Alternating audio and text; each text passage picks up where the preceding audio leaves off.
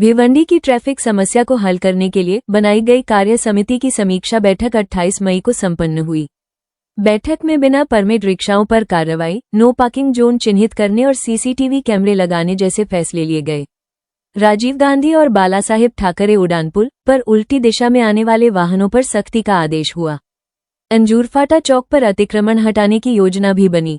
प्रशासन को उम्मीद है कि इन कदमों से ट्रैफिक समस्या जल्द कम होगी।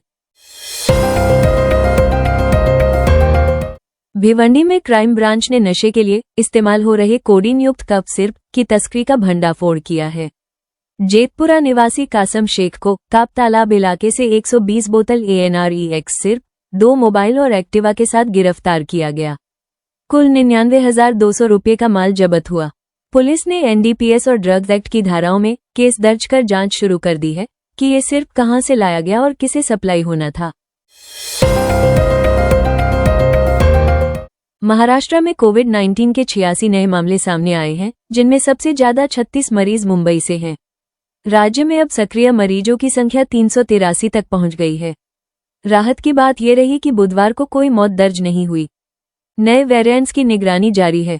स्वास्थ्य विभाग ने नागरिकों से घबराने की नहीं बल्कि सतर्क रहने की अपील की है, जैसे मास्क पहनना और लक्षण दिखने पर तुरंत जांच कराना। भिवंडी मनपा में स्वातंत्र्यवीर सावरकर की जयंती पर श्रद्धांजलि कार्यक्रम आयोजित हुआ।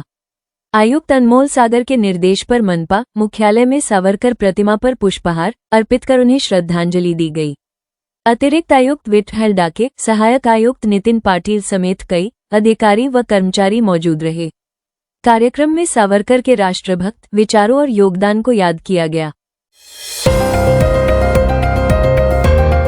भिवंडी में मनसे के शहर उपाध्यक्ष कुमार पुजारी को 4 किलो गांजा बेचते हुए क्राइम ब्रांच ने रंगे हाथ पकड़ा है।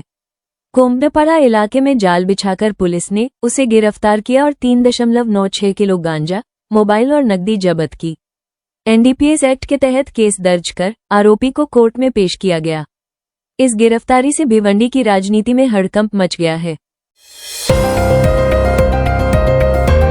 भिवंडी में चोरियों की बाढ़ आ गई है। बीते 2 दिन में 5 अलग अलग चोरी के मामले दर्ज हुए हैं, जिनमें नकदी, मोबाइल, आभूषण, बाइक और टेम्पो चोरी हुए। सबसे बड़ी चोरी नागांव में हुई, जहां एक घर से 1.82 लाख के गहने उड़ाए गए। सभी वारदात रात में हुई और चोर अभी भी फरार हैं। पुलिस को शक है कि ये वारदातें किसी पेशेवर गिरोह की कारस्तानी है। जांच जारी है। भिवंडी में मानसून से पहले आपात स्थिति से निपटने के लिए वराला तालाब पर मॉक ड्रिल का आयोजन किया गया। अग्निशमन विभाग और आपदा प्रबंधन टीम ने बाढ़ जैसी स्थिति में नागरिकों के रेस्क्यू का अभ्यास किया। आयुक्त अनमोल सागर के निर्देश पर हुई इस ड्रिल में स्वास्थ्य विभाग और स्वयंसेवी संस्थाएं भी शामिल रहीं। नागरिकों को सावधानियों की जानकारी भी दी गई। भिवंडी ST बस स्थानक के पुनर्निर्माण को आखिरकार हरी झंडी मिल गई है। विधायक महेश चौघुले के प्रयासों से ये प्रोजेक्ट PPP मॉडल पर शुरू होने जा रहा है। 10,860 वर्ग मीटर में बस टर्मिनल, प्रतीक्षालय और शौचालय जैसी अत्याधुनिक सुविधाएं बनाई जाएंगी। अगले महीने काम शुरू होगा, जिससे यात्रियों को राहत और शहर को नई पहचान मिलेगी। भिवंडी में पत्नी को लेकर हुए पारिवारिक विवाद ने हिंसक रूप ले लिया।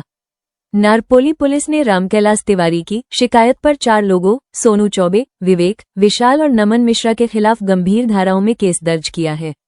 आरोप है कि विवाद के दौरान इन चारों ने तिवारी पर हमला कर उन्हें गंभीर रूप से घायल कर दिया। मामले की जांच जारी है।